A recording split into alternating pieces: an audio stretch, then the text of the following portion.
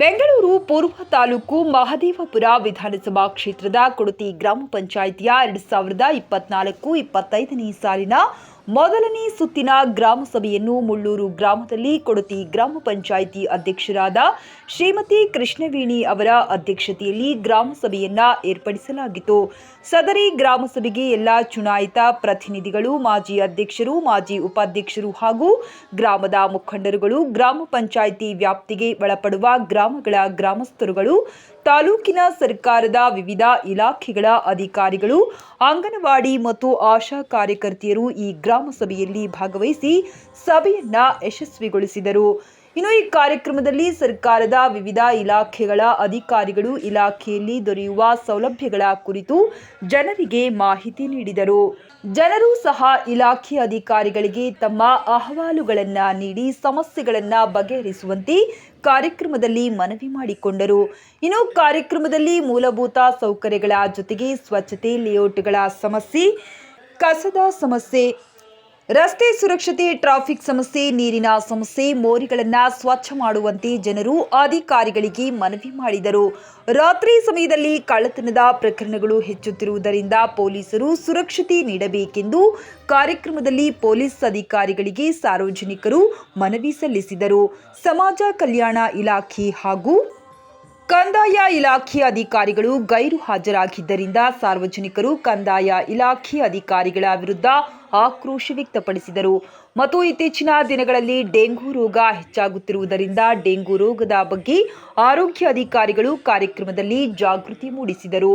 ಇನ್ನು ಈ ಕಾರ್ಯಕ್ರಮದಲ್ಲಿ ಕೊಡತಿ ಗ್ರಾಮ ಪಂಚಾಯಿತಿ ಉಪಾಧ್ಯಕ್ಷರು ಎಂ ಮಂಜುನಾಥ್, ಕೊಡತಿ ಗ್ರಾಮ ಪಂಚಾಯಿತಿ ಅಭಿವೃದ್ಧಿ ಅಧಿಕಾರಿ ಪಿ ಮುರಳೀಧರ್, ಕೊಡತಿ ಗ್ರಾಮ ಪಂಚಾಯಿತಿ ಕಾರ್ಯದರ್ಶಿ ಬಿಕೆ ನಾಗರಾಜ್ ನಾಯಕ್, ಕೊಡತಿ ಗ್ರಾಮ ಪಂಚಾಯಿತಿಯ ಸದಸ್ಯರುಗಳಾದ C Shivakumar, K Raghu, V Veena, J Anthony, Mary, Anitha, Lakshman Reddy, S Santosh, T Saraswathi, S Narayanaswamy, S K Ramesh, S N Pratap, Yellamma, Nanjundareddy, S S Priyanka, K Shubha, M Satish, Mamatha, T Ramaswamy, Nalinakshi, Radha, Kaverappa, A Naveen, K S Babureddy, Asha, Chitti Babu, Sumitra, R Janardhan, V K Muniraju, D Somashekar, H Mamatha ಭಾಗವಹಿಸಿದ್ದರು.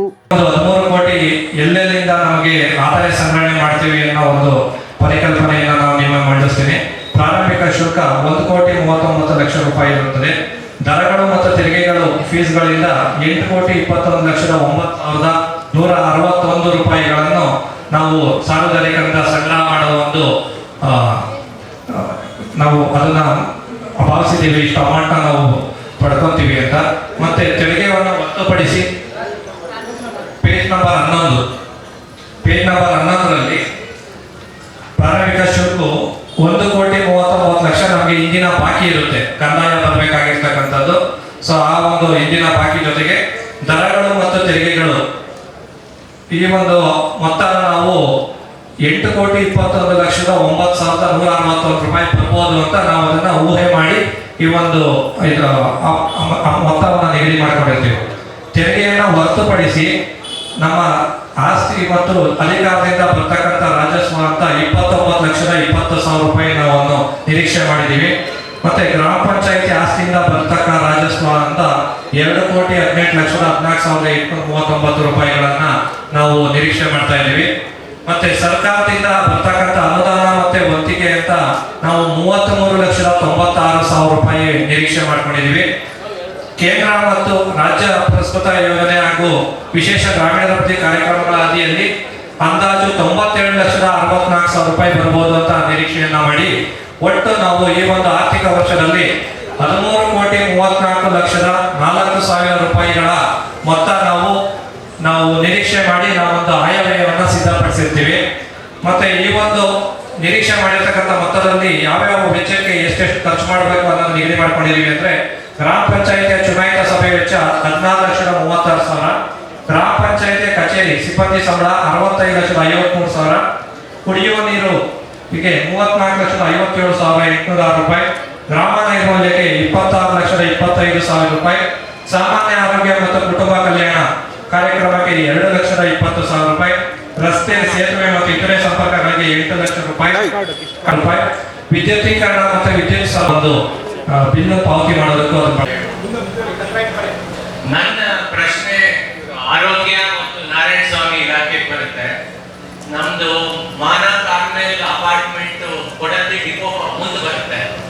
ಅದರ ಪಕ್ಕ ಖಾಲಿ ಒಂದು ಜಾಗ ಇದೆ, ಅಲ್ಲಿ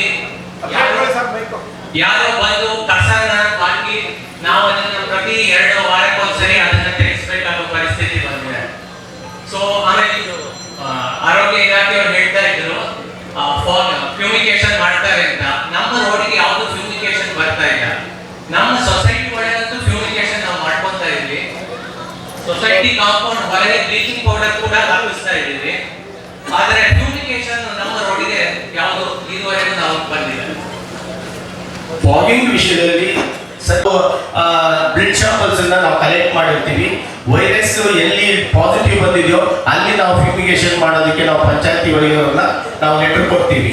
ಯಾಕಂದ್ರೆ ಫಾಗಿಂಗ್ ಮಾಡೋದ್ರಿಂದ ಕೆಲವು ಆಸ್ಮಾ ರೆಸ್ಪಿರೇಟರಿ ಸಮಸ್ಯೆ ಇರುವಂತವ್ರಿಗೆ ಸ್ವಲ್ಪ ಅದು ಉಲ್ಬಣ ಆಗೋದ್ರಿಂದ ನಾವು ಎಲ್ಲಾ ಕಡೆ ಫಾಗಿಂಗ್ ಅನ್ನ ನಾವು ರೆಕಮೆಂಡ್ ಮಾಡೋದಿಲ್ಲ. ಯಾಕಂತಂದ್ರೆ ಇದು ಸ್ವಲ್ಪ ಶ್ವಾಸಕೋಶಕ್ಕೆ ಸಂಬಂಧಪಡುವಂತಹ ಕಾಯಿಲೆಗಳಿದ್ದಾಗ ಅದು ಉಲ್ಬಣ ಆಗುತ್ತೆ. ಅದರಿಂದ ನಾವೇನು ಮಾಡ್ತೀವಿ, ಎಮರ್ಜೆನ್ಸಿ ಎಲ್ಲಿದೆಯೋ ಜಾಸ್ತಿ ಕೇಸಸ್ ಎಲ್ಲಿ ರಿಪೋರ್ಟ್ ಆಗುತ್ತೋ ಅಲ್ಲಿ ಫಾಗಿಂಗ್ ಅನ್ನ ನಾವು ಕಂಟ್ರೋಲ್ ಮಾಡಿ ಕ್ಲೀನ್ ಮಾಡ್ತೀವಿ.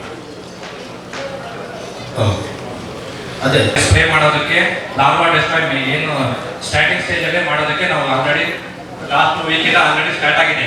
ಫಾಗಿಂಗ್ ಯಾಕೆ ಮಾಡ್ತಾ ಇಲ್ಲ ಅನ್ಸುತ್ತೆ ಸರ್ ಹೇಳಿದಾಗೆ, ಅದು ಅಡಲ್ಟ್ ಇದನ್ನ ಏನ್ ಮಾಡೋದಕ್ಕೆ ಮತ್ತೆ ಅದು ಆ ಫಾಗಿಂಗ್ ಇಂದ ಮೇಜರ್ ಏನಾಗುತ್ತೆ ಪ್ರೆಗ್ನೆಂಟ್ ವುಮೆನ್ಸ್ಗೆ ಮತ್ತೆ ಮಕ್ಕಳಿಗೆ ಲಂಗ್ಸ್ ಪ್ರಾಬ್ಲಮ್ ಆಗೋದಕ್ಕೆ ಅದನ್ನ ಅವಾಯ್ಡ್ ಮಾಡಿದ್ರೆ ಮೇಜರ್ ನಾವೀಗ ಸ್ಪ್ರೇ ಮಾಡ್ತಾ ಇದೀವಿ. ಅದ ಸ್ಪ್ರೇ ಕೂಡ ನಾನು ಹೇಳ್ತಾ ಇದ್ದೀನಿ. ಎಲ್ಲಿ ಆಗಿಲ್ಲ ನಾವು ಅದನ್ನ ನಾವು ಕ್ರಮ ಕೈಗೊಂಡು ನಾವು ಇವತ್ತು ಸಂಜೆನೆ ಬಿಡ್ತೀವಿ. ಅದನ್ನ ಇವತ್ತು ಸಂಜೆನೆ ಕ್ರಮ ಕೈಗೊಳ್ತೀವಿ. ಅದೆಲ್ಲ ಆಗಿಲ್ಲ ಹೋಗ್ತಾ ಇಲ್ಲ. ಇನ್ನು ಮಳೆ ಬಂದ್ರೆ ಹೆಚ್ಚಾಗಿ ಸೊಳ್ಳೆ ಆಗಿ ಅವಲೋಕದಲ್ಲೂ ನಮಗೆ ಕಷ್ಟ ಇದೆ ಸರ್. ನಾವು 150 ಕುಟುಂಬಗಳಿದ್ದೀವಿ. ಅದೇ ಸೌಲಭ್ಯ ಯಾವುದೂ ಇಲ್ಲ ಸರ್ ನಮಗೆ. ಹ್ಯಾಂಡ್ ಓವರ್ ಆಗ್ತಾ ಇರೋದ್ರಿಂದ ಆದಷ್ಟು ಮಟ್ಟಿಗೆ ನಿಮ್ಗೆಲ್ಲರಿಗೂ ಗೊತ್ತು, ನಾವು ಪಂಚಾಯತಿ ಕಡೆಯಿಂದ ಏನೇನು ನಮ್ಮ ಕೈಯಿಂದ ಏನೇನು ಮಾಡಬೇಕೋ ಅದನ್ನೆಲ್ಲ ಮಾಡ್ತಾ ಇದ್ದೀವಿ. ಅನಾಧಿಕೃತವಾಗಿರೋದ್ರಿಂದ ನಾವು ಅಧಿಕೃತವಾಗಿ ಮಾಡೋದು ಕಷ್ಟ ಆಗ್ತೈತೆ. ಆದಷ್ಟು ನಿಮ್ಮ ಸಮಸ್ಯೆನ ಬಗೆಹರಿಸೋದಕ್ಕೆ ಪ್ರಯತ್ನ ಪಡ್ತೀವಿ. ಖಂಡಿತ ಸರ್. ಯಾಕಂದ್ರೆ ಅಲ್ಲಿ ಬೇಡ, ನಮ್ಮ ಪಂಚಾಯತಿ ಕಡೆಯಿಂದ ಏನಾಗಬೇಕೋ ಅದನ್ನ ಮಾಡ್ಕೊಡ್ತೀವಿ. ಸರ್ ಅದನ್ನ ಪತ್ರ ಅದು ರೆವಿನ್ಯೂ ಇಲಾಖೆ ಬಂದಾಗ ಆ ವಿಚಾರ ರಾಜಕಾಲುವೆ ವಿಚಾರ ರೆವಿನ್ಯೂ ಇಲಾಖೆ ಕಟ್ಟಡ ಸ್ಮೆಲ್ ಸಿಕ್ಕಾಪಟ್ಟೆ ಆಗಿದೆ. ನಾನು ನಿಮಗೆ ಕಂಪ್ಲೇಂಟ್ ಕೊಟ್ಟರು ರಾಜಕಾರಣಿ ತೆರವು ಮಾಡಿ ಸೈಡ್ ಇಟ್ಟಿದ್ದಾರೆ. ಈಗ ಕರೆಕ್ಟ್ ಮಾಡಿ ಭಾಗ ಮಾಡಿ ನೀರು ಆಯ್ತು ಸರ್, ಓಕೆ. ಅದ್ರ ಬಗ್ಗೆ ನಾವು ಕ್ರಮ ಕೈಗೊಳ್ತೀವಿ. ಸರ್ ಹಾಸ್ಪಿಟಲ್ ಆರೋಗ್ಯ ಇಲಾಖೆ ನಮ್ಮೂರಿನಲ್ಲಿ ಇಲ್ಲೇ ಇದೆ ಆಸ್ಪತ್ರೆ. ಈಗ 15 ವರ್ಷ ಆಗಿದೆ. ಆಸ್ಪತ್ರೆಯಲ್ಲಿ ಒಂದು ಡಾಕ್ಟರ್ನ ಸೆಲೆಕ್ಟ್ ಮಾಡಿಲ್ಲ, ಒಂದು ನರ್ಸ್ ಕೂಡ ಇಟ್ಟಿಲ್ಲ. ಒಂದು ಕೇವಲ ಮಾಸ್ಕ್ ತಗೋಬೇಕು, ಬಡವರು ಬಂದರೆ ನ್ಯೂಸ್ ಆಗ್ತದೆ ಅಂದರೆ ಪ್ರಯೋಜನ ಇಲ್ಲ. ಬರೀ ಪೈಂಟ್ ಮಾಡ್ತಾರೆ, ಬೀಗ ಹಾಕ್ತಾರೆ. ಇಲ್ಲಿ ಮೋನೋಕಾರ್ಪಸ್ ಅಂತ ಒಂದು ಮರಗಳು ಬಂದ್ಬಿಟ್ಟಿದೆ. ಅದನ್ನ ನಾವೇ ಬೇರೆ ದೇಶದಿಂದ ತಗೊಂಡು ಹಾಕಿರೋದು.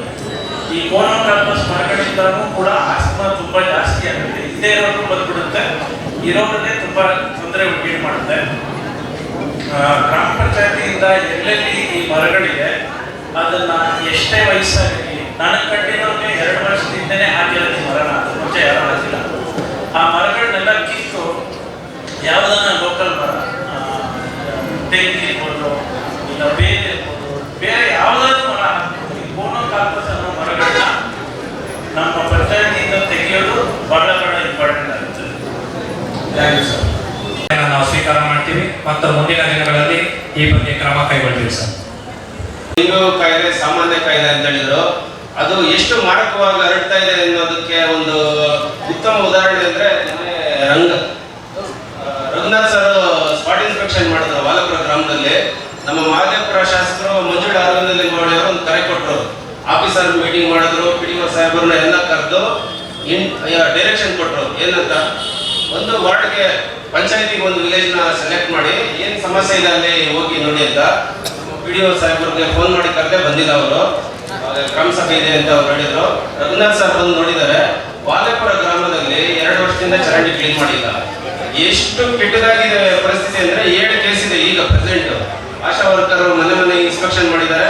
ಒಂದು 5 ಮನೆಗೆ ರಘುನಾಥ್ ಸರ್ ಬಂದ್ರು. 5 ಮನೆಯಲ್ಲೇನೋ ಬೇಜವಾಬ್ದಾರಿಯಿಂದ ಎಲ್ಲ ನೀರು ಫುಲ್ ಎಲ್ಲ ಲಾಭ ಎಷ್ಟು ಉತ್ಪತ್ತಿ ಆಗಿದೆ ಅಂದ್ರೆ ಲಕ್ಷಗಟ್ಟಲೆ ಇದೆ ಚರಂಡಿನಲ್ಲಿ. ದಯವಿಟ್ಟು ನೀವು ಸ್ಪಾಟ್ ಇನ್ಸ್ಪೆಕ್ಷನ್ ಮಾಡಬೇಕು, ಅಗತ್ಯ ಕ್ರಮ ಜರುಗಿಸಬೇಕು. 15 ದಿನ ಗ್ರಾಮ ಪಂಚಾಯತಿ ಸಾಮಾನ್ಯ ಸಭೆಯಲ್ಲಿ ಹೇಳಿದ್ದೀನಿ, ನಾನೇ ಅರ್ಜಿ ಕೊಟ್ಟಿದ್ದೀನಿ. ಇದುವರೆಗೂ ನಮ್ಮ PDO ಆಗಲಿ, ನಮ್ಮ ಸೆಕ್ರೆಟರಿ ಆಗಲಿ, ನಮ್ಮ ಅಧ್ಯಕ್ಷರು ಉಪಾಧ್ಯಕ್ಷರು ಒಂದು ಸ್ಪಾಟ್ ಇನ್ಸ್ಪೆಕ್ಷನ್ ಮಾಡಿಲ್ಲ. ಈಗ 7 ಕೇಸ್ ಪ್ರೆಸೆಂಟ್ ಹಾಸ್ಪಿಟಲ್ ಇದ್ದಾರೆ. ಆಯ್ತಾ, ವರದಿ ತಗೊಳ್ಳಿ ಆಶಾ ವರ್ಕರ್ ಹತ್ರ. ಇದು ಮಾರಕ ಕಾಯಿಲಾಗಿ ಪರಿಣಾಮ ಬೀರ್ತಾ ಇದೆ. ಅದ್ರ ಬಗ್ಗೆ ನೀವು ನೆಗ್ಲಿಜೆನ್ಸಿ ಮಾಡ್ತೀರಾ? ಎಲ್ಲೆಲ್ಲಿ ಕಂಪ್ಲೇಂಟ್ಗಳು ಬಂದಿದೆ ಸ್ಪಾಟ್ ಇನ್ಸ್ಪೆಕ್ಷನ್ ಮಾಡಿಬಿಟ್ಟು ಅದ್ರ ಬಗ್ಗೆ ಕ್ರಮ ಜರುಗಿಸಬೇಕು, ನೆಗ್ಲಿಜೆನ್ಸಿ ಮಾಡಬೇಕು. ಹಣಕಾಸು ಯೋಜನೆಯಲ್ಲಿ ಆ ಗ್ರಾಮದಲ್ಲಿರ್ತಕ್ಕಂಥ ಪ್ರತಿಯೊಂದು ಚರಂಡಿಗಳನ್ನ ಡಿಸಿಂಟಿಂಗ್ ಮಾಡೋದಕ್ಕೋಸ್ಕರ ಏನು ವಾಟರ್ ಸಪ್ಲೈ ಅವರಿದ್ದಾರೆ, ನವೀನ್ ಅವರಿದ್ದಾರೆ, ಅವ್ರ ಜೊತೆ ಆಲ್ರೆಡಿ ಮಾತಾಡಿದ್ದೀವಿ. ಅವರು ಸ್ಪಾಟ್ ಇನ್ಸ್ಪೆಕ್ಷನ್ ಮಾಡಿ ಅದರ ಬಗ್ಗೆ ಬಿಲ್ಲು ಕೂಡ ಪಾವತಿ ಮಾಡ್ತಾರೆ. ಮತ್ತೆ ಈಗ ಆಲ್ರೆಡಿ ನಮ್ಮ ಪಂಚಾಯಿತಿಯಲ್ಲೇ ಒಂದು ಸ್ಪ್ರೇಯಿಂಗ್ ಮಿಷಿನ್ ನಾವು ಒಂದು ಟ್ರ್ಯಾಕ್ಟರ್ಗೆ ಇದು ಮಾಡ್ಕೊಂಡಿರೋದ್ರಿಂದ ಬೇರೆ ಹೊರಗಡೆಯಿಂದ ಕರೆಸಿ ನಾವು ಔಷಧಿ ಸಿಂಪಡಣೆ ಮಾಡೋದಕ್ಕಾಗೋದಿಲ್ಲ. ಅನ್ನೋದ್ರಿಂದ ನಾವು ಪರ್ಮನೆಂಟ್ ಆಗಿ ನಮ್ಮ ಪಂಚಾಯಿತಿಯಲ್ಲೇ ಒಂದು ಸ್ಪ್ರೇಯಿಂಗ್ ಮಿಷಿನ್ ಒಂದು ಟ್ರ್ಯಾಕ್ಟರ್ ಇಟ್ಕೊಂಡಿದ್ವಿ. ಅದ್ರ ಬಗ್ಗೆ ಕ್ರಮ ವಹಿಸ್ತೀವಿ ಅಂತ ನಾನು ಸದಸ್ಯರಿಗೆ ಈ ಮೂಲಕ ಭರವಸೆಯನ್ನು ನೀಡ್ತೇನೆ. ಈಗ ಆಲ್ರೆಡಿ ಕೆಲಸ ಸ್ಟಾರ್ಟ್ ಆಗಿದೆ ಸರ್. ಚರಂಡಿಗಳು ತಾವೇನು ಹೇಳಿದ್ರಿ ಅದನ್ನ ತಾವು ನಿನ್ನೆ ನಾನು ಬಂದಿಲ್ಲ ಅಂತ ಹೇಳಿದ್ರಿ. ನನಗೆ ನಿನ್ನೆ ಈ ಒಂದು ಸಭೆಗೆ ಎಲ್ಲ ಈ ಅಧಿಕಾರಿಗಳ ಜೊತೆ ನಾನು ಸಮನ್ವಯ ಮಾಡಿ ಈ ಒಂದು ಸಭೆಗೆ ಅವ್ರನ್ನ ಕರೆತರಬೇಕಾದಂಥ ನನಗೆ ಅತ್ಯಮೂಲ್ಯವಾದ ಜವಾಬ್ದಾರಿ ಇತ್ತು. ಆರೋಗ್ಯ ಅಧಿಕಾರಿಗಳು ತಮ್ಮ ಆ ಒಂದು ಕಾರ್ಯಕ್ಕೆ ಆರೋಗ್ಯ ಅಧಿಕಾರಿಗಳು ಆ ಒಂದು ಕಾರ್ಯಕ್ರಮದಲ್ಲಿ ಭಾಗವಹಿಸಿದ್ರು. ನನ್ನ ಆಬ್ಸೆನ್ಸ್ ಇತ್ತು. ನಾನು ಈ ಒಂದು ಸಭೆಗೆ ನಮ್ಮ ಇಷ್ಟು ಜನ ಎಲ್ಲ ಬರಬೇಕಾದಾಗ ಇಲ್ಲಿಗೆ ಅಧಿಕಾರಿ ಮಟ್ಟದ ಎಲ್ಲ ಇಲಾಖಾ ಮಟ್ಟದ ಅಧಿಕಾರಿಗಳು ಆಗಮಿಸಿ ಅವರು ನಿಮಗೆ ಕುಂದುಕೊರತೆ ಆಲಿಸಬೇಕಾದಂಥ ಜವಾಬ್ದಾರಿ ನಮ್ಮ ಮೇಲೆ ಇದ್ದಂಥದ್ರಿಂದ ನಾವು ಆ ಕಾರ್ಯಕ್ರಮದಲ್ಲಿ ನಾನು ಭಾಗವಹಿಸಿದ್ದೆ. ಅದು ಆ ಒಂದು ಪ್ರತಿಫಲವಾಗಿ ಎಲ್ಲ ಅಧಿಕಾರಿಗಳು ಬಂದಿದ್ದಾರೆ ಅಂತ ನಾನು ಈ ಸಭೆಗೆ ತಿಳಿಸ್ತಾ ಬಯಸ್ತೇನೆ. 3 ಜನ ಮೆಂಬರ್ಗೆ ತಿಳಿಸ್ಬಿಟ್ಟು ನಾವು ಆ ವಿಲೇಜ್ ಅಲ್ಲಿ ನಾವು ಇರೋರು, ಆಯ್ತಾ, ಎಲ್ಲಿ ತುರ್ತು ಕೆಲಸ ಮಾಡ್ಬೇಕು ಅಲ್ಲಿ ಮಾಡಿಸ್ತೀವಿ. ಆಯ್ತಾ, ಇದನ್ನ ಫಸ್ಟ್ ನೀವು PDO ಆದವರು ಒಂದು ಏನಾದ್ರು ಒಂದು ಕಾರ್ಯ ಒಂದು ಕೆಲಸ ಮಾಡಂಗಿದ್ರೆ 3 ಜನಕ್ಕೂ ತಿಳಿಸ್ಬಿಟ್ಟು ಇದು ಮಾಡಿ. ಸ್ಟಾಫ್ ಏನಾರ ಕಮ್ಮಿ ಇದ್ರೆ ಸ್ಟಾಫ್ ತಗೊಳ್ಳಿ. ಅದರಲ್ಲಿ 120 ಜನ ಮಕ್ಕಳು ಇರ್ತಾರೆ. ಈ ನಮ್ಮ ಬಡವಣೆ ಸಮಸ್ಯೆ ಬಂದ್ಬಿಟ್ಟು ಕೆಲವೊಂದು ಮೂಲಭೂತ ಸೌಕರ್ಯಗಳ ಸಮಸ್ಯೆ ಸುಮಾರು 15 ವರ್ಷದಿಂದ ನಮಗೆ. ನಾವು 15 ವರ್ಷದಿಂದ ಈ ಗ್ರಾಮಸಭೆ ಮೆಂಬರ್ಸ್ಗೆ ಮತ್ತು ಪಂಚಾಯತಿಯಲ್ಲಿ ಸುಮಾರು ಸಲ ನಾವು ಕಂಪ್ಲೇಂಟ್ ಕೊಟ್ಟಿದ್ದೀವಿ, ಅರ್ಜಿಯನ್ನು ಸಲ್ಲಿಸಿದ್ವಿ. ಕೆಲವೊಂದು ಸಮಸ್ಯೆಗೆ ಪರಿಹಾರ ಸಿಕ್ಕಿದೆ, ಕೆಲವೊಂದು ಸಮಸ್ಯೆಗೆ ಪರಿಹಾರ ಹುಡುಕ್ತಾ ಇದ್ದೀವಿ. ಸೊ ಮೊಟ್ಟ ಮೊದಲನೇದಾಗಿ ಇವಾಗ ಆರೋಗ್ಯ ಅಧಿಕಾರಿಗಳು ಹೇಳಿದ್ರು ಡೆಂಗ್ಯೂ ಜ್ವರನ ನಿಯಂತ್ರಣ ಮಾಡೋದಕ್ಕೆ ಯಾವ ಥರ ನಾವು ಕ್ರಮವನ್ನು ಕೈಗೊಳ್ಬೇಕಂತೆ. ಅದರಲ್ಲಿ ಮುಖ್ಯವಾಗಿ ಇವಾಗ ನೀರು ನಿಲ್ಲುವಿಕೆ ತಡೆಗಟ್ಟಬೇಕು. ನಾವು ನೀರು ನಿಲ್ಲುವಿಕೆ ತಡೆಗಟ್ಟಬೇಕಂದ್ರೆ ನಮಗೆ ಚರಂಡಿ ವ್ಯವಸ್ಥೆನೇ ಇಲ್ಲ. ನಮ್ಮ ಮನೆ ಹೊರಗಡೆ ಹೋದ್ರೆ ಚರಂಡಿ ವ್ಯವಸ್ಥೆ ಇಲ್ಲ, ಸ್ಯಾನಿಟರಿ ವ್ಯವಸ್ಥೆ ಇಲ್ಲ. ಸೊ ನೀರು ಅಲ್ಲೇ ನಿಂತ್ಕೊಳುತ್ತೆ. ನಾವು ಎಲ್ಲಿ ಕಳಿಸೋದು ಅದನ್ನು? ಆದ್ರಿಂದ ಡೆಂಗ್ಯೂ ಜ್ವರ ಬಂದೇ ಬರ್ತದೆ, ನಿಯಂತ್ರಣ ಮಾಡೋಕ್ಕೆ ಆಗೋದಿಲ್ಲ. ಆ ಸಮಸ್ಯೆಗೆ ನಾವು ಸುಮಾರು ಸಲ ಅರ್ಜಿಯನ್ನು ಕೊಟ್ಟಿದ್ದೀವಿ. ಓಕೆ, ಅದಕ್ಕೆ ಪರಿಹಾರ ಕೊಡಬೇಕಾಗಿರುತ್ತೆ. ಸೊ ಇನ್ನೊಂದು ಸೆಕೆಂಡ್ ಪಾಯಿಂಟ್, ನಮ್ಮ ಮನೆಯ ಬಡವಾಡೆ ಪಕ್ಕದಲ್ಲಿ ಸುಮಾರು ಒಂದು 300ಕ್ಕೂ ಅಧಿಕ ಗುಡಿಸಲುಗಳಿವೆ. ಆ 40/100 ಏರಿಯಾ ಇರ್ಬೋದು. ಅದರಲ್ಲಿ 100ರಿಂದ 150 ಜನ ವಾಸಿಸ್ತಾರೆ. ಆ ವಾಸಿಸೋ ಜನ ಅವರಿಗೆ ಒಂದು ಟಾಯ್ಲೆಟ್ ಫೆಸಿಲಿಟಿ ಇಲ್ಲ, ಸ್ನಾನ ಮಾಡೋದು ಫೆಸಿಲಿಟಿ ಇಲ್ಲ. ಅವ್ರು ಏನ್ ಮಾಡ್ತಾರೆ, ಹೊರಗಡೆ ಹೋಗ್ಬಿಡ್ತಾರೆ. ಓಕೆ, ಸುತ್ತಮುತ್ತಲ ಪರಿಸರ ಹಾಳಾಗ್ತಾ ಇದೆ. ಅದೇ ಡೆಂಗ್ಯೂ ಜ್ವರ ಬಂದೇ ಬರ್ತದೆ. ಅದನ್ನು ನೀವು ನಿಯಂತ್ರಣ ಮಾಡಕ್ಕೆ ಸಾಧ್ಯವೇ ಇಲ್ಲ. ಅದೇ ಸುಮಾರು ಸಲ ನಾವು ಅರ್ಜಿಯನ್ನು ಕೊಟ್ಟಿದ್ವಿ, ಅದಕ್ಕೆ ಏನು ಪರಿಹಾರ ಸಿಕ್ಕಿಲ್ಲ. ಖಾಸಗಿ ಜಾಗದಲ್ಲಿ ನೀವು ಫೋಟೋನ ತಂದಿದ್ದೀನಿ. ಇದು 150 ಗುಡಿಸಲುಗಳನ್ನ ಅಲ್ಲಿದ್ದಾರೆ. ಏನಾದ್ರೂ ಹೆಚ್ಚು ಕಡಿಮೆ ಆದರೆ ಈ ಮಳೆಗಾಲದಲ್ಲಿ ಪವರಿಂದ ಫ್ಲಕ್ಚುಯೇಷನ್ ಆಗಬೇಕು. ಏನಾದ್ರು ಹೆಚ್ಚು ಕಡಿಮೆ ಆಗ್ತಂದ್ರೆ ಆ ಬಡಾವಣೆಗೆ ತುಂಬಾ ಅಪಾಯಕಾರಿ ಇದೆ. ಈಗ ತಾವು ಪ್ರಥಮವಾಗಿ ಒಂದು ಕ್ವಶನ್ ಕೇಳಿದ್ರಿ. ಏನ್ ಕೇಳಿದ್ರಿ? ನಮ್ಮಲ್ಲಿ ಚರಂಡಿಗಳೇ ಇಲ್ಲ ಅಂತ. ಇಲ್ಲಿರ್ತಕ್ಕಂಥ ರೆವಿನ್ಯೂ ಸೈಟ್ಗಳು ತಗೊಂತೀರ. ರೆವಿನ್ಯೂ ಸೈಟ್ ಅಂದ್ರೆ ಅದು DC ಕನ್ವರ್ಷನ್ ಆಗಿರಲ್ಲ, ಪ್ಲಾನಿಂಗ್ ಅಥಾರಿಟಿಯಿಂದ ನಿಮ್ದು ಅಪ್ರೂವಲ್ ಇರೋದಿಲ್ಲ.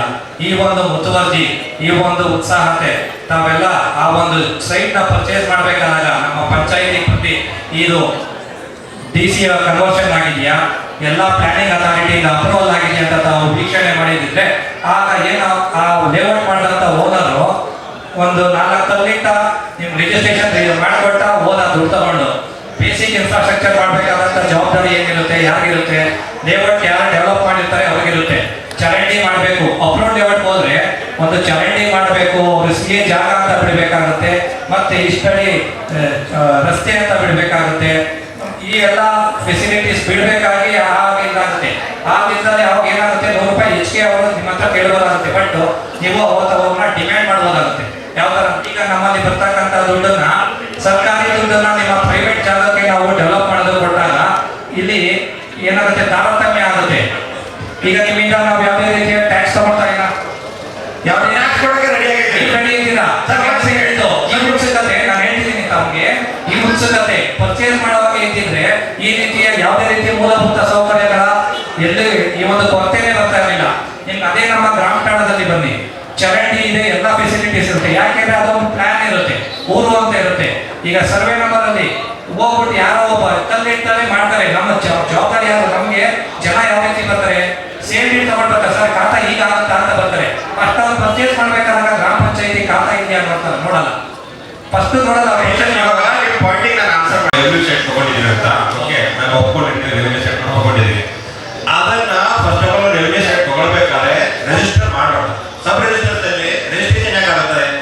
ಅದನ್ನ ಅಪ್ರೂವ್ ಇದ್ರೆ ಮಾತ್ರ ರಿಜಿಸ್ಟ್ರೇಷನ್ ಆಗುತ್ತೆ, ಇಲ್ಲಾಂದ್ರೆ ರಿಜಿಸ್ಟ್ರೇಷನ್ ಆಗಲೇ ಬರೋದು. Point number 1. ಪಾಯಿಂಟ್ ನಂಬರ್ 2, ನೀವು ಇವಾಗ ಹೇಳ್ತಾ ಇದ್ರ ಈ ನೀವು ಗ್ರಾಮದಲ್ಲಿ ನಿಮಗೆ ಎಲ್ಲ ಚರಂಡಿ ವ್ಯವಸ್ಥೆ ಇರುತ್ತೆ.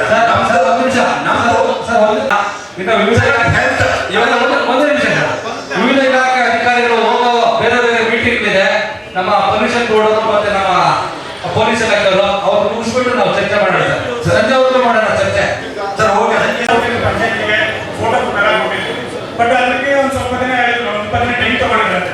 ಬಟ್ ಈಗ ಬಂದ್ರೆ ಯಾವುದೇ ರೀತಿ ಚೇಂಜಸ್ ಇಲ್ಲ, ಹಾಗೇ ಇದೆ. ಬಟ್ ಇದು ಏನ್ ಮಾಡ್ಬೇಕಂದ್ರೆ ನಮ್ಗೆ ಗೊತ್ತಾಗ್ತಾ ಇಲ್ಲ. ನೈಟ್ ಆದ್ರೆ ತುಂಬಾ ಸ್ಮೆಲ್, ಈಗ ಮಳೆಗಾಲ ಬೇರೆ ತುಂಬಾ ಸ್ಮೆಲ್ ಬರ್ತಾ ಇದೆ. ಇದ್ರ ಬಗ್ಗೆ ನಿಮ್ಮ ಪರಿಹಾರ, ನಮಗೆ ಪರ್ಮನೆಂಟ್ ಪರಿಹಾರ ಇಷ್ಟೇನೆ. ಬಿಬಿಎಂಪಿ ಸಿಕ್ಕಾಪಟ್ಟೆ ಯಾವ ರೀತಿ ಬೆಂಗಳೂರು ಬೆಳೀತಾ ಇದೆ ಅಂತ ನನಗೆ ಗೊತ್ತಿರೋಂಗೆ ಇಲ್ಲಿ ಹಳ್ಳಿಯವರೇ ಕೆಲವರು ತಮ್ಮ ಜಾಗ ಖಾಲಿ ಅಂತೇಳಿ ಸಿಟಿ ಒಳಗಿರ್ತಕ್ಕಂಥ ರೇಟ್ ತಂದು ಹಾಕಿಸ್ಕೊಂತಾರೆ. ಅಲ್ಲ, ನನ್ನ ಅನುಭವ ಹೇಳ್ತಾ ಇರೋದು. ಸೊ ಈಗ ಮುಖ್ಯವಾಗಿ ನಿಮ್ಗೊಂದು ಪಂಚಾಯತ್ ಇದೆ, ಗ್ರಾಮ ಪಂಚಾಯತ್. ಇದಕ್ಕೆ ನಾವೇನಿರ್ತೀವಿ ಲೋಕಲ್ ಬಾಡಿ, ಸ್ಥಳೀಯ ಸಂಸ್ಥೆ ಅಂತೀವಿ.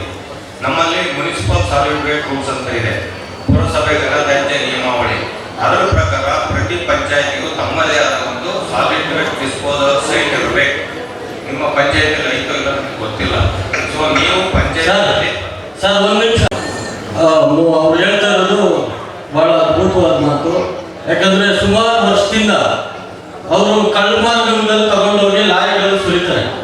ನಾವು ಸುಮಾರು ಸಲ ಭೇಟಿ ಮಾಡಿದ್ದೀವಿ, ಅವ್ರಿಗೆ ವಾರ್ನಿಂಗ್ ಎಲ್ಲ ಕೊಟ್ಟಿದ್ದೀವಿ. ಆದರೆ ಅವರು ಯಾವುದೇ ರೀತಿ ಅವರು ಸ್ಪಂದನೆ ಮಾಡ್ತಾ ಇಲ್ಲ. ಈವನ್ ಪೊಲೀಸ್ ಸ್ಟೇಷನ್ನಲ್ಲೂ ಕಂಪ್ಲೇಂಟ್ ಆಗಿದೆ, ಅದರ ಬಗ್ಗೆ ಪಂಚಾಯಿತಿಯಿಂದಲೂ ಕಂಪ್ಲೇಂಟ್ ಆಗಿದೆ. ಈ ಮೊನ್ನೆ ಮೀಟಿಂಗಲ್ಲಿ ಒಂದು ಏನಾದರೂ ಒಂದು ಮಾಡಿ ಅವ್ರಿಗೆ ಏನು 20 ದಿವಸ ಟೈಮ್ ತಗೊಂಡಿದ್ದಾರೆ, ಆ ಟೈಮು ಪ್ರಕಾರ ಅವ್ರಿಗೆ ನೀವು ಪೊಲ್ಯೂಷನ್ ಮಾಡಿದ್ದೀರಾ ನಿಮ್ಮ ಕಡೆಯಿಂದಲೂ ಅವ್ರಿಗೆ. ಯಾಕಂದ್ರೆ ಇಲ್ಲೇ ಹತ್ರ ಜಸ್ಟ್ 1 ಕಿಲೋಮೀಟರ್ ಏನಾಗುತ್ತೆ, ಸಾಯಂಕಾಲ ಗಾಳಿ ಬಂತು ಅಂದ್ರೆ ವಿಶೇಷವಾಗಿ ಎಲ್ಲ ಊರಿಗೂ ಹರ್ಕೊಳ್ಳುತ್ತೆ. ಅವ್ರು ಸೆಗ್ರಿಗೇಷನ್ ಮಾಡೋ ರೀತಿ ಸರಿ ಇಲ್ಲ, ಅಲ್ಲಿ ತುಂಬಾ ದುರ್ವಾಸನೆ ಬರುತ್ತೆ, ಊರುಗಳಿಗೆಲ್ಲ ಹರ್ತಾ ಇದೆ. ಅದ್ರ ಬಗ್ಗೆ ಎಲ್ಲರಿಗೂ ತಕರಾರಿದೆ. ಹಲೋ, ಅದರಲ್ಲಿ FC RC ಬ್ಲಾಕ್ ಲಿಸ್ಟ್ ಅಲ್ಲಿ ಇದೆಲ್ಲ, ಇದು ಡ್ರಗ್ಸ್ ಎಲ್ಲ ಅವುಗಳಿಗೆಲ್ಲ ಇನ್ಫಾರ್ಮೇಶನ್ ಕೊಡ್ತಾರೆ ಸರ್ ನಮಗೆ ಓಡಾಡೋದಕ್ಕೆ. ಅದೇ ನಾನು ಹೇಳ್ತಾ ಇರೋದು, ಇಲ್ಲಿಗಲ್ ರಿಜಿಸ್ಟ್ರೇಷನ್ ಎದಕ್ಕೆ ಮಾಡಿರ್ತಾರೆ ವೆಹಿಕಲ್, ಅದಕ್ಕೆ ಮಾತ್ರ ಬಳಸಬೇಕು. ಅವ್ರ ಕಸನ ಇಲ್ಲಿಗಲ್ ಇದು ನಾನು ಖುದ್ದಾಗಿ ಮಾತಾಡೋಣ ಅಂತ ಬಿಟ್ಬಿಡ್ತಾರೆ. ಮಿಕ್ಕಿದ ಸಾರ್ವಜನಿಕರಿಗೆ ಮಾತ್ರ ಬೇರೆ ರೋಡು, ಅದಕ್ಕೆಲ್ಲ ಬೇರೆ ರೋಡು. ನಾನೇ ಪ್ರೂಫ್ ಬೇಕಂದ್ರೆ ನಾನೇ ವಿಡಿಯೋ ಪ್ರೂಫ್ ಕೊಡಿಸ್ತೀನಿ. ಎಲ್ಲ ವೇಸ್ಟ್ ಆಗಿದೆ, ಬರೋದು ಹೋಗೋ ಜಾಗ ಎಲ್ಲ ಸರಿಯಿಲ್ಲ. ಅದೇ ಮುಖ್ಯವಾಗಿ ಪಂಚಾಯತಿಗೆ ಅಧಿಕಾರ ಇದೆ ಈ ವಿಚಾರದಲ್ಲಿ. ಒಂದು ನಿಮಿಷ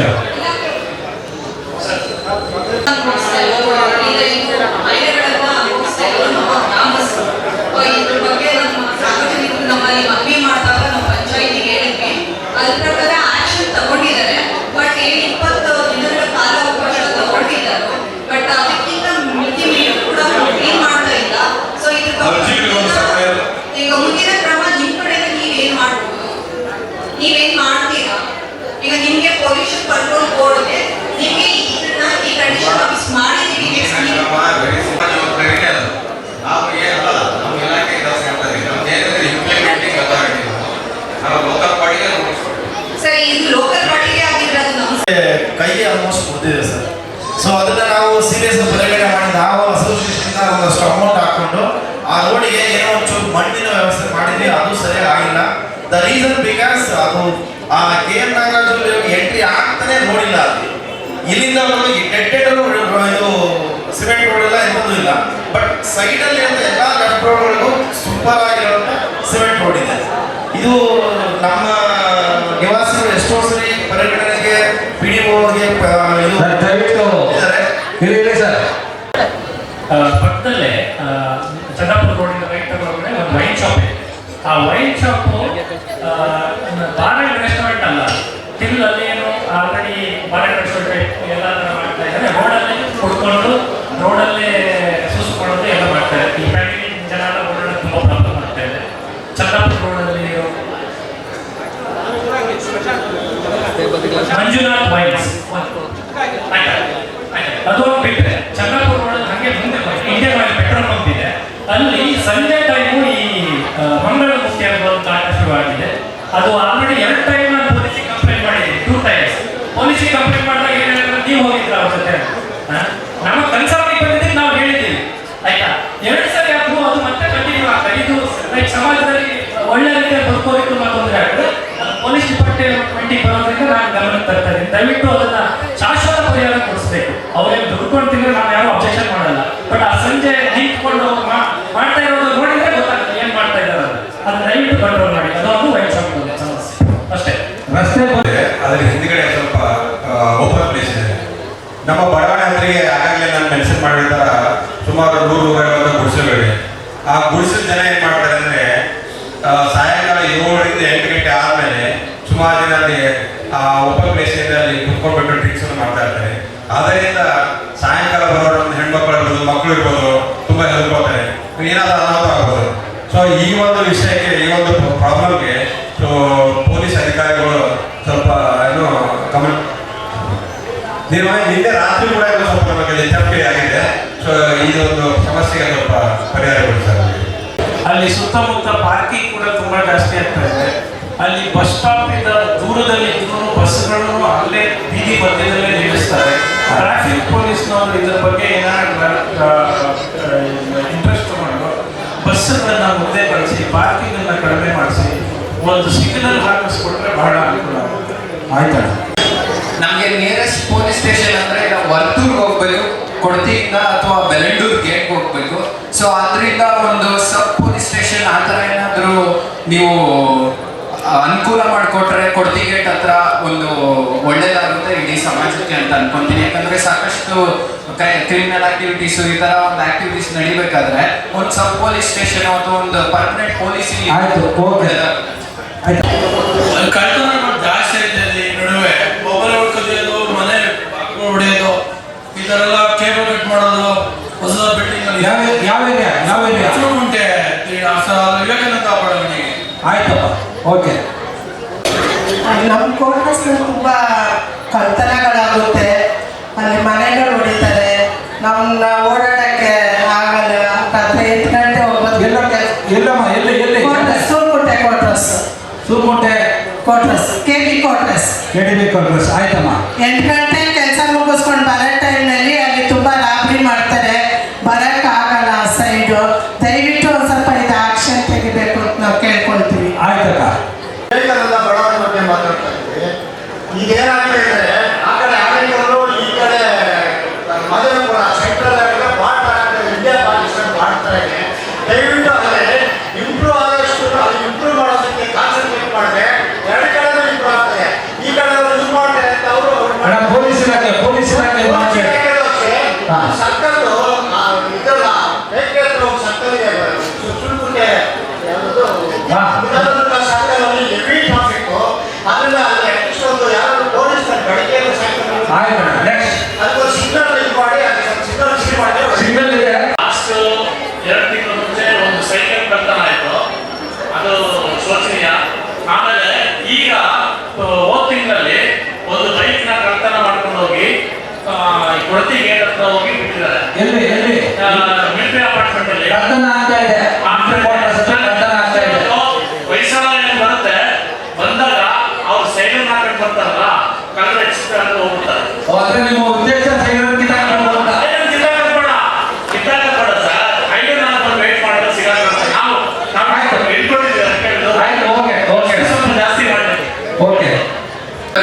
ನಮಸ್ಕಾರಗಳು ಅತಿಥಿಗಳಿಗೆ ಮತ್ತು ಇಲ್ಲಿ ಬಂದಿರುವ ನಮ್ಮ ಸಿಟಿಸನ್ಸ್.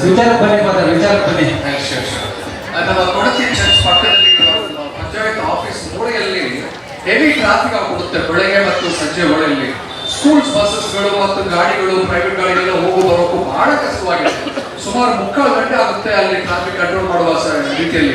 ಆದ್ರಿಂದ ನಮ್ಮ ಪೊಲೀಸ್ ಡಿಪಾರ್ಟ್ಮೆಂಟ್, ಟ್ರಾಫಿಕ್ ಡಿಪಾರ್ಟ್ಮೆಂಟ್ ಅಂತ ಏನಾದರೂ ಒಂದು ವ್ಯವಸ್ಥೆ ಮಾಡಿದ್ರೆ ಬೆಳಗ್ಗೆ ಜನರು ಮಕ್ಕಳನ್ನ ಕೊಡ್ತಾರೆ ಉತ್ತರ ಕೊಡ್ತಾರೆ. ಟ್ರಾಫಿಕ್ ಕಂಟ್ರೋಲ್ ಆಗಬೇಕು, ಕೊಡ್ತೀವಿ ಊರೊಳಗಡೆ. ಆಯ್ತು. ವರ್ತೂರು ಪೊಲೀಸ್ ಸ್ಟೇಷನ್ ಇನ್ಸ್ಪೆಕ್ಟರ್ ನಾನು ಮಾತಾಡೋದು. ಯೋಗ ಹೆಸರು. ಈ ಜನಸಂಪರ್ಕ ಸಭೆ ಕೊಡತಿ ಪಂಚಾಯತ್ ಗ್ರಾಮ ಸಭೆ. ಈ ಸಭೆಯಲ್ಲಿ ನಮ್ಮ ಇಲಾಖೆಗೆ ಸಂಬಂಧಪಟ್ಟ ಒಂದು 5-6 ಕ್ವಶನ್ಸ್ ಕೇಳಿದೆ, ರಿಕ್ವೈರ್ಮೆಂಟ್ಸ್. ಅದರಲ್ಲಿ ಕಾಮನ್ ಆಗಿರೋದು traffic signal, traffic police requirement ಎಲ್ಲೆಲ್ಲಿದೆ ಅಂತೇಳಿ ಪಂಚಾಯತಿಗೆ ಅಡ್ರೆಸ್ ಮಾಡಿ, ಅದರ್ವೈಸ್ ನೀವು ನಮಗೆ ಕೂಡ ಅಡ್ರೆಸ್ ಮಾಡ್ಬೋದು. ಕಮ್ಯುನಿಕೇಷನ್ ಪ್ರಾಪರ್ ಆಗಿದ್ದರೆ ನಾವು ರೆಕಮೆಂಡ್ ಮಾಡಿಬಿಟ್ಟು ಅರೇಂಜ್ಮೆಂಟ್ಸ್ ಮಾಡ್ಕೊಡ್ತೀವಿ. ಆ ಟ್ರಾಫಿಕ್ ಮೂವ್ಮೆಂಟ್ ನೋಡ್ಕೊಂಡು ಪ್ಲ್ಯಾನ್ ಪ್ರಕಾರ ಎಕ್ಸಿಕ್ಯೂಷನ್ ಮಾಡಿ. ನಾವು wine shops, Manjunath wine shops ಅದು ನೋಟ್ ಮಾಡಿದ್ದೀವಿ. ಅದಾದ್ಮೇಲೆ ಕ್ರಮ ತಗೊಳ್ಳಿ. ಆಮೇಲೆ ಮಂಗಳಮುಖಿಯರ ಬಗ್ಗೆ, ಟ್ರಾನ್ಸ್ಜೆಂಡರ್ಸ್ ಬಗ್ಗೆ ಕಂಪ್ಲೇಂಟ್ ಹೇಳ್ತಾ ಇದ್ದಾರೆ. ಅದು ಕೂಡ will be taken care. Traffic ಸಿಗ್ನಲ್ಸ್ನಲ್ಲಿ ನ್ಯೂಸನ್ಸ್ ಇರ್ತದೆ, ಪಬ್ಲಿಕ್ ನ್ಯೂಸನ್ಸ್. ಮತ್ತು ಯಾವ್ದಾದ್ರು ಅಲ್ಲಿ ನಿಯರ್ ಬೈ CC ಕ್ಯಾಮರಾಸ್ ಇದ್ದರೆ ಅದೊಂದು ಎವಿಡೆನ್ಸ್ನ ನಮ್ಗೆ ಯಾವ್ದಾರ ಸ್ಟಾಫ್ ಕಲೆಕ್ಟ್ ಮಾಡ್ತೀವಿ. ಅದರ ನನ್ನ ಕಡೆಯಿಂದ ಹೇಳ್ಬೇಕಾದ್ರೆ ಕೆಲವು ಅಫೆನ್ಸ್ಗಳಾಗ್ತಾ ಇದೆ. ರಾತ್ರಿ ಹೊತ್ತು ಜನರಲ್ ಕಂಪ್ಲೇಂಟ್ ಮಾಡ್ತಾ ಇದ್ದಾರೆ.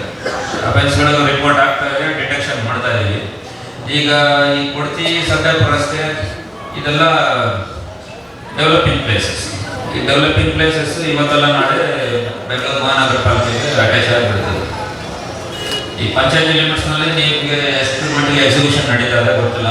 PDO ಅವರು, ಸೆಕ್ರೆಟರೀಸ್ ಎಲ್ಲ ನಾವು CC ಕ್ಯಾಮ್ರಾಸ್ನ ಇನ್ಸ್ಟಾಲ್ ಮಾಡಲಿಕ್ಕೆ ಪಬ್ಲಿಕ್ ಸೇಫ್ಟಿ ಆ್ಯಕ್ಟ್ ಅಡಿನಲ್ಲಿ ಎಲ್ಲರೂ ಪಬ್ಲಿಕ್ ಕಮರ್ಷಿಯಲ್ ಎಸ್ಟಾಬ್ಲಿಷ್ಮೆಂಟ್ಸ್ ಅವರು CC cameras ASPR automatic face detections ಕ್ಯಾಮರಾಸ್ಗಳನ್ನ ಇನ್ಸ್ಟಾಲ್ ಮಾಡಬೇಕು ಅಂತ ಗೈಡ್ಲೈನ್ಸ್ ಇದೆ. ಈ ಕ್ಯಾಮರಾಸ್ಗಳನ್ನ ಇನ್ಸ್ಟಾಲೇಷನ್ ಮಾಡಿ ಇಂಪ್ಲಿಮೆಂಟ್ ಮಾಡೋದಕ್ಕೆ ಪಂಚಾಯತಿ ಅವರು ಯಾವ್ಯಾವ ಬಿಲ್ಡಿಂಗ್ ಹೇಳ್ತಾರೆ ನಾವು ಬಂದು ಮಾರ್ಕ್ ಮಾಡ್ಕೊಡ್ತೀವಿ. ಅವರೆಲ್ಲ ಕ್ಯಾಮರಾಸ್ನ ಇನ್ಸ್ಟಾಲ್ ಮಾಡಬೇಕಾಗತ್ತೆ. ಇದು ಸರ್ವೆಲೆನ್ಸ್ ಪ್ರೊಸೀಜರ್. ಪ್ರಿವೆನ್ಷನ್ ಮಾಡಲಿಕ್ಕೆ ನಮ್ಮಿಂದ ಸಾರ್ವಜನಿಕರಿಗೆ ಅಡ್ವೈಸರಿ, ಮತ್ತೇನಾರ ಅಫೆನ್ಸ್ ಆದರೆ ನಮ್ಮ ಪೊಲೀಸ್ನವರು ರೌಂಡ್ಸಲ್ಲಿ ಇರ್ತಾರೆ. 112 ಕಾಲ್ ಮಾಡಿದರೆ ಇಮಿಡಿಯೇಟ್ ಆಗಿ ನಮ್ಮ ಪೊಲೀಸ್ ಸಿಬ್ಬಂದಿ ಅಪಿಯರ್ ಆಗ್ತಾರೆ. It is average reaching time 7 minutes ಇದೆ ಕಂಪ್ಲೇಂಟ್ ಆದರೆ.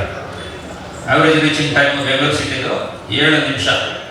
ಸಮ್ ಸಿಚುವೇಶನ್ಸಲ್ಲಿ ಸೇಮ್ ಪ್ಲೇಸಲ್ಲಿ 2ನೇದು 3ನೇದು ರಿಕ್ವೈರ್ಮೆಂಟ್ ಬಂದಾಗ ಬೇರೆ ಕಡೆಯಿಂದ ವೆಹಿಕಲ್ ಡ್ರಾ ಮಾಡಿ ಸ್ಟಾಫ್ ಕಳಿಸ್ಕೊಡ್ಬೇಕಾಗುತ್ತೆ. ಅವಾಗ ಮಾತ್ರ ತಪ್ಪಾಗ್ತದೆ, ಸ್ವಲ್ಪ ತಡವಾಗ್ತದೆ. ಅದರ್ವೈಸ್ ನಮ್ಮ ನಂಬರ್ಗಳೆಲ್ಲ ಗೂಗಲಲ್ಲಿ ಸಿಗ್ತದೆ, ವೆಬ್ಸೈಟಲ್ಲಿದೆ. Any time you can approach. ಯಾರು nearby police station requirement ಇದೆ ಅದು ಕೂಡ ಪ್ರಾಪರಾಗಿ ಪ್ರೊಸೀಡಿಂಗ್ಸ್ ಡ್ರಾ ಮಾಡಿಬಿಟ್ಟು ಪಂಚಾಯತಿಯಿಂದ ರೆಕಮೆಂಡೇಶನ್ಸ್ ಕಳಿಸಿದ್ರೆ ನಾವು ಕಳಿಸ್ಕೊಡ್ತೀವಿ, ರಿಪೋರ್ಟ್ ಸಬ್ಮಿಟ್ ಮಾಡ್ತೀವಿ. ಇದಾದರೆ ಬೇರೆ ಏನಾಗಿದ್ದರೆ ಹೇಳಿ. ಹಿಂದಾಗಿದೆ ಅಲ್ಲೊಂದು ಕಂಟ್ರೋಲ್ ಮಾಡ್ಕೊಂಡು ಹಾಡು ಬಹಳಷ್ಟು ಡೇಂಜರ್ ಆಗಿದೆ. ಯಾರಾದರೂ ಪ್ರಾಣಾಪಾಯ ಆಗಿದೆ. ಅದರಲ್ಲಿ ಗಮನ ಕೊಟ್ಟು ಅದನ್ನು ಸರಿಪಡಿಸಿ ವ್ಯವಸ್ಥೆನೇ ಇಲ್ಲ ಸರ್. ನೀವು ಹೇಳ್ತಾ ಇದ್ದೀರಾ ಇನ್ನು ನಿಮ್ದು ಪಂಚಾಯತಿಗೆ ಹ್ಯಾಂಡ್ ಓವರ್ ಆಗಲಿಲ್ಲ ಅಂತ.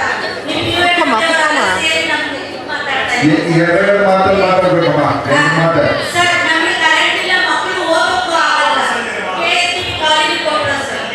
ಇಲ್ಲಿ ಫುಲ್ ಕುಂಟೆನಲ್ಲಿ ಸರ್. ನಮ್ಮ ನಾರಾಯಣ ಸ್ವಾಮಿ, ನಮ್ಮ ಮಂಜುನಾಥ್ ಸರ್ ನಮ್ಮ ಗಮನಕ್ಕೆ ಬರ್ತಾ ಇದೆ ಸರ್. ಇಲ್ಲ, ಇದು ಗೌರ್ಮೆಂಟ್ ಬಂದು ಇದು ಮಾಡಬೇಕಾಗಿದೆ. ಯಾರು ಬಂದು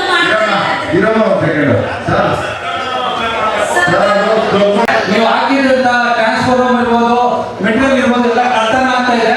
ದಯವಿಟ್ಟು ಇಲ್ಲ ಟ್ರಾನ್ಸ್ಫಾರ್ಮರ್ ಕುಡಿಸಿಲ್ಲ ತಗೊಂಡು ಹೋಗ್ಬಿಡಿ ಅಂತ ಅಲ್ವಾ? ಆಮೇಲೆ ಇರಲ್ಲ. ಆಮೇಲೆ ಅವ್ರ ಮಕ್ಕಳು ಮನೆ ಇದ್ದಾರೆ, ಅಲ್ಲಿ ಕರೆಂಟ್ ಇಲ್ಲ. ದಯವಿಟ್ಟು ಅದು ಅಧಿಕೃತನ ಅನಧಿಕೃತನ ಗೊತ್ತಿಲ್ಲ. ದಯವಿಟ್ಟು ನಮ್ಮ ಕರೆಂಟ್ ಕೊಡಿ ಅಂತ. ಕರೆಂಟ್ ಕೊಡೋ ಅವಕಾಶ ಇದೆಯಾ? ಒಂದು ನಿಮಿಷ, ಇದು ಪಟಾಕಿ ವಿಚಾರ ಗೊತ್ತಿಲ್ಲ. ಅದು ಸಾರ್ವಜನಿಕರ ಕುತೂಹಲತೆ ಬರ್ತವೆ. ಇಲಾಖೆ ಅಧಿಕಾರಿ ಬಿಲ್ಲಲ್ಲಿ 9,000 ಬಂದಿದೆ. ಸಮಸ್ಯೆ ಫ್ರೀ ಮಾಡಿದ್ರು, ಫ್ರೀ ಬಂದಾಗ 9,000 ಬಂದಿದೆ. ಈ ಬಿಲ್ ಫ್ರೀ ಬಂದಿದೆ. ಈಗ 9,000 ಬಿಲ್ ಬರ್ತಾ ಇದ್ರೆ ಪರೀಕ್ಷೆ ಮಾಡಿ ಅಂತ ಅದು ಕೂಡ ಅಲ್ಲಿಂದ ಬಂದೇ ಇರಕ್ಕ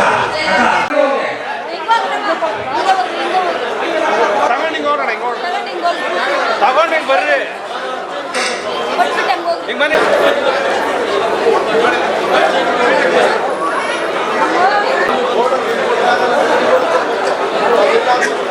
ಏ ರೋಗಣ ಏ ರೋಗಣ ಏ ರೋಗ ಏ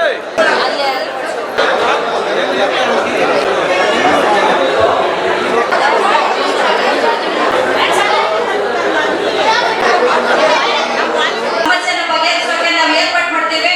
ಹಾಗೂ ಗ್ರಾಮಸ್ಥರ ನಿರ್ದೇಶನಗಳಕ್ಕಾಗಿ ಕೊಟ್ಟಿದ್ದಾರೆ.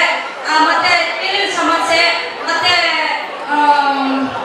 ಚರಂಡಿ ಸಮಸ್ಯೆ, ರಸ್ತೆ ಸಮಸ್ಯೆ, ಎಲ್ಲ ವಿಚಾರಗಳು ಅವುಗಳಿಗೆಲ್ಲ ನಾವು ಸಮಸ್ಯೆಗಳನ್ನ ಬಗೆಹರಿಸ್ತೀವಿ ಹೇಳಿ ಸರ್ವಜನಿಕರಿಗೆ ಎಲ್ರಿಗೂ ನನ್ನ ಕೃತಜ್ಞತೆಗಳು. ಮತ್ತೆ ಏನು ಈ ದಿನ ಕುಡ್ತಿ ಗ್ರಾಮ ಪಂಚಾಯಿತಿಯಿಂದ 2024-25ನೇ ಸಾಲಿನ ಮೊದಲನೇ ಸುತ್ತಿನ ಗ್ರಾಮ ಸಭೆಯನ್ನು ಆಯೋಜನೆ ಮಾಡಿ ಬಹಳ ವ್ಯವಸ್ಥಿತವಾಗಿ ಆಯೋಜನೆ ಮಾಡಿರ್ತಾರೆ. ಆ ಆಯೋಜನೆ ಮಾಡಿರ್ತಕ್ಕಂಥ ನಮ್ಮ ಗ್ರಾಮ ಪಂಚಾಯಿತಿ ಅಧ್ಯಕ್ಷರು, ಉಪಾಧ್ಯಕ್ಷರು ಮತ್ತು ನಮ್ಮ ಅಭಿವೃದ್ಧಿ ಅಧಿಕಾರಿ ಮತ್ತು ಸಿಬ್ಬಂದಿ ವರ್ಗದವರಿಗೆ ತುಂಬು ಹೃದಯದ ಧನ್ಯವಾದಗಳನ್ನು ಹೇಳ್ತೀನಿ. ಏನು ಇವತ್ತು ಗ್ರಾಮ ಸಭೆಯಲ್ಲಿ ನೀವೆಲ್ಲ ಇಷ್ಟೊತ್ತು ಮಾಧ್ಯಮದವರು ಬಂದಿರ್ತೀರ, ಅವ್ರಿಗೂ ಕೂಡ ನಾನು ಧನ್ಯವಾದಗಳನ್ನ ಹೇಳ್ತೀನಿ. ಮಾಧ್ಯಮದವರು ಇಷ್ಟೊತ್ತು ಚಿತ್ರೀಕರಣ ಮಾಡ್ತಾಯಿದ್ರೆ ಸಾರ್ವಜನಿಕರಿಂದ ಬಹಳಷ್ಟು ಕುಂದುಕೊರತೆಗಳಿದ್ದಾವೆ. ಏನು ಆ ಕುಂದುಕೊರತೆಗಳನ್ನು ಏನಿವತ್ತು ವ್ಯವಸ್ಥಿತವಾಗಿ ಸಂಬಂಧಪಟ್ಟ ಇಲಾಖೆಗಳಿಗೆ ನಾವು ಅರ್ಜಿಗಳನ್ನು ಬರೆದು ನಮ್ಮ ಕೈಯಲ್ಲಿ ನಮ್ಮ ಇಲಾಖೆಯಿಂದ ನಮ್ಮ ಗ್ರಾಮ ಪಂಚಾಯಿತಿಯಿಂದ ಎಷ್ಟು ಸಾಧ್ಯವಾಗುತ್ತೋ ಅಷ್ಟನ್ನು ನಮ್ಮ ಕೈ ಮೀರಿ ಅದನ್ನು ಬಗೆಹರಿಸ್ಕೊಡೋದಕ್ಕೆ ಖಂಡಿತವಾಗಲೂ ಪ್ರಯತ್ನ ಪಡ್ತೀವಿ. ಪ್ರಾಮಾಣಿಕವಾದ ಪ್ರಯತ್ನ ಪಟ್ಟು ಬಗೆಹರಿಸ್ಕೊಡ್ತೀವಿ ಅಂತ ಈ ದಿನ ನಾನು ಈ ಮಾಧ್ಯಮದ ಮುಖಾಂತರ ಒಂದು ಭರವಸೆಯನ್ನು ಕೊಡ್ತೀನಿ. ಇನ್ನು ನಮ್ಮ ಇಲಾಖೆ ಬಿಟ್ಟು ಬೇರೆ ಇಲಾಖೆಗಳಿಗೆ ನಮ್ಮ ಕೈಯಲ್ಲಿ ಆಗದಿರ್ತಕ್ಕಂಥ ಕೆಲಸನ ಈ PWD ಇಲಾಖೆ ಇದೆ, ಅದಕ್ಕೆ ಆದಂಥ ಒಂದು ಪತ್ರ ವ್ಯವಹಾರ ಮಾಡಬೇಕು. ಆರೋಗ್ಯ ಇಲಾಖೆ ಇದೆ, ಅದಕ್ಕೆ ಆದಂಥ ಒಂದು ಪತ್ರ ವ್ಯವಹಾರ ಮಾಡಬೇಕು. ರೆವಿನ್ಯೂ ಇಲಾಖೆ ಇದೆ. ಇವತ್ತು ನಮ್ಮ ಈ ಗ್ರಾಮ ಸಭೆಗೆ ರೆವಿನ್ಯೂ ಇಲಾಖೆಯವರು ಯಾರೂ ಬಂದಿರೋದಿಲ್ಲ. ದಯವಿಟ್ಟು ನಮ್ಮ ಪ್ರತಿ ಗ್ರಾಮ ಸಭೆಗೆ ನಮ್ಮ ರೆವಿನ್ಯೂ ಇಲಾಖೆಯವರು ಆಬ್ಸೆಂಟ್ ಆಗ್ತಾಯಿದ್ದಾರೆ. ದಯವಿಟ್ಟು ಇದನ್ನು ನಮ್ಮ ಗ್ರಾಮ ಸಭೆಗೆ ಮೂಲನೇ ರೆವಿನ್ಯೂ ಇಲಾಖೆಯವರು ದಯವಿಟ್ಟು ಅವ್ರು ಆಗಮಿಸಬೇಕಾಗಿತ್ತು. ಅವ್ರದ್ದೇ ಆದಂಥ ಭಾಳಷ್ಟು ಬೆಟ್ಟದಷ್ಟು ಸಮಸ್ಯೆಗಳಿದ್ದಾವೆ. ಏನು 94C ಇರ್ಬೋದು, ಹಕ್ಕುಪತ್ರಗಳಿರ್ಬೋದು, ಏನು 72-73ನೇ ಇಸ್ವಿಯಲ್ಲಿ ಕೊಡ್ತಿರ್ತಕ್ಕಂಥ ಹಕ್ಕುಪತ್ರಗಳ ಈ ಖಾತೆ ಬಗ್ಗೆ ಇರ್ಬೋದು, ಭಾಳಷ್ಟು ಸಮಸ್ಯೆಗಳು ಬಂದಿದ್ದಾವೆ. ಮತ್ತು ಈಗ ಹೊಸದಾಗಿ ನಮ್ಮ ಸೂಲಿಕುಂಟೆ ಗ್ರಾಮದಲ್ಲಿ 122 ಸರ್ವೆ ನಂಬರಲ್ಲಿ ರಾಜೀವ್ ಗಾಂಧಿ ವಸತಿ ನಿಗಮದಲ್ಲಿ ನಿವೇಶನ ಹಂಚಿಕೆ ಮಾಡಬೇಕಂತೇಳಿ 5 ಎಕರೆ ಜಾಗ ಇರ್ತದೆ. ಅದರಲ್ಲಿ ನಮ್ಮಲ್ಲೂ ಬಡವರು, ದಲಿತರು, OBCಯವರು ಎಲ್ಲ ಜನಾಂಗದ ಬಡವರಿದ್ದಾರೆ. ಅವ್ರಿಗೂ ಕೂಡ ನಾವು ನಿವೇಶನ ಹಂಚಿಕೆ ಮಾಡಬೇಕಂತ ಈ ಗ್ರಾಮ ಸಭೆಯಲ್ಲಿ ನಾವು ಮಂಡನೆ ಮಾಡಿಕೊಂಡಿದ್ದೀವಿ. ಅದನ್ನು ಸಾಮಾನ್ಯ ಸಭೆಯಲ್ಲಿ ತೀರ್ಮಾನ ಮಾಡಿ ಮುಂದಿನ ಇಲಾಖೆಯಾದಂಥ ನಮ್ಮ ತಾಲೂಕು ಪಂಚಾಯತಿಗೆ ಪತ್ರ ವ್ಯವಹಾರ ಮಾಡಿ ಅದನ್ನು ಬಗೆಹರಿಸ್ಕೊಡ್ತೀವಿ ಅಂತ ನಾನು ಈ ಮುಖಾಂತರ ಹೇಳ್ಕೊಡ್ತೀನಿ. ಎಲ್ಲರಿಗೂ ನಮಸ್ಕಾರ. ನಾನು ಕುಡ್ತಿ ಗ್ರಾಮ ಪಂಚಾಯಿತಿ ಉಪಾಧ್ಯಕ್ಷ ಮಂಜುನಾಥ್ ಅಂತ. ನಾವು ಈ ವರ್ಷದ ಮೊದಲನೇ ಸುತ್ತಿನ 24-25 ಸಾಲಿನ ಗ್ರಾಮ ಸಭೆದು ಇವತ್ತು ಮುಳ್ಳೂರಲ್ಲೇ ಆಯೋಜನೆ ಮಾಡ್ಕೊಂಡಿದ್ವಿ. ಇದರಲ್ಲಿ ನಾವು ಸಾರ್ವಜನಿಕರಿಗೆ ನಾವು ಪಾಂಪ್ಲೆಟ್ ಹಂಚಿ ಮೈಕಲ್ಲಿ ಅನೌನ್ಸ್ ಮಾಡ್ತಿದ್ದಕ್ಕೆ ಇವತ್ತು ಸುಮಾರು ಸಮಸ್ಯೆಗಳನ್ನ ನಮ್ಮ ಗ್ರಾಮ ಸಭೆಯಲ್ಲಿ ಹೇಳ್ಕೊಂಡಿದ್ದಾರೆ. ಅದರಲ್ಲಿ ನಾವು 100% ಕೆಲಸ ಮಾಡೋಕ್ಕಾಗಿಲ್ಲ ಅಂದ್ರೂ ಅದ್ರ ಬಗ್ಗೆ ಅದ್ರ ಬಂದಿರೋ ಅರ್ಜಿಗಳ ಮೇಲೆ ಒಂದು 50%ಅನ್ನು ಕೆಲಸ ಮಾಡ್ತೀವಿ ಅಂತ ನಮಗೆ ವಿಶ್ವಾಸ ಇದೆ. ಏನು ಇವತ್ತು ಬಂದು ಅರ್ಜಿಗಳು ಕೊಟ್ಟಿದ್ದಾರೋ ಅದ್ರ ಮೇಲೆ ನಾವು ಯಾವ್ಯಾವ ಇಲಾಖೆ ಡಿಪಾರ್ಟ್ಮೆಂಟ್ಗಳಿಗೆ ಯಾವ್ಯಾವ ಅರ್ಜಿ ಬಂದಿದೆ ನೋಡಿಕೊಂಡು ಆ ಅರ್ಜಿಗಳನ್ನ ಆ ಡಿಪಾರ್ಟ್ಮೆಂಟಿಗೆ ಮಾಡಿ ಅದನ್ನು ಹಂಗೆ ಫಾಲೋಅಪ್ ಮಾಡೋ ಅಂಥ ಕೆಲಸ ಮಾಡ್ತಾ ನನ್ನ ಮಾತುಗಳನ್ನ ಮುಗಿಸ್ತಾ ಇದ್ದೀನಿ. ನಮಸ್ಕಾರ. ಕುಡ್ತಿ ಗ್ರಾಮ ಪಂಚಾಯಿತಿ ಅಧ್ಯಕ್ಷರು. 24ನೇ 25ನೇ ಸಾಲಿನ ಮೊದಲನೇ ಗ್ರಾಮ ಸಭೆಯನ್ನು ನಾವು ಆಯೋಜನೆ ಮಾಡಿದ್ದೀವಿ. ಆಯೋಜನೆಗೆ ಎಲ್ಲ ಅಧಿಕಾರಿಗಳ ವೃಂದನೂ ಕರೆಸಬೇಕು ಅಂದ್ಬಿಟ್ಟು ಬಹಳ ಯೋಚನೆ ಮಾಡಿ ನಮ್ಮ ಉಪಾಧ್ಯಕ್ಷರು ಸದಸ್ಯರುಗಳೆಲ್ಲ ಸೇರಿ ಅಧಿಕಾರಿ ಇಲಾಖೆಯನ್ನು ಕರೆಸಿದ್ವಿ. ಆದಷ್ಟು ಸಮಸ್ಯೆನ ಸಾರ್ವಜನಿಕರ ಸಮಸ್ಯೆನ ಇಲ್ಲೇ ಬಗೆಹರಿಸಬೇಕು, ಏನೇನು ಸಮಸ್ಯೆ ಅಂತ ಎಲ್ಲ ಮಾತಾಡಿಕೊಂಡು ಸಮಸ್ಯೆ ಆದಷ್ಟು ಬಗೆಹರಿಸೋಕೆ ಏರ್ಪಾಟ್ ಮಾಡಿದ್ದೇವೆ. ಇನ್ನೂ ಹೆಚ್ಚಾಗಿ ಅರ್ಜಿಗಳು ಬಂದಿದ್ದಾವೆ. ಆ ಸಮಸ್ಯೆ ಏನೇ ಇದ್ರೂ ನಮ್ಮ ಕುರ್ತಿ ಗ್ರಾಮ ಪಂಚಾಯತಿ ಕಡೆಯಿಂದ ಬಗೆಹರಿಸ್ತೀವಿ. ಅದೇ ಎಷ್ಟಾಗುತ್ತೋ ಅಷ್ಟು ಒಂದು 75 ಭಾಗ ಆಗೋಷ್ಟು ಸಮಸ್ಯೆ ಬಗೆಹರಿಸ್ತೀವಿ. ನೀರು ಮತ್ತು ನೀರಿನ ಸಮಸ್ಯೆ ಆಗಲಿ, ಚರಂಡಿ ಮತ್ತು ನೈರ್ಮಲ್ಯ ಸಮಸ್ಯೆ, ನಿವೇಶನ, ಸುಮಾರು ಅರ್ಜಿಗಳು ಕೊಟ್ಟಿದ್ದಾರೆ ನಿವೇಶನಕ್ಕಾಗಿ.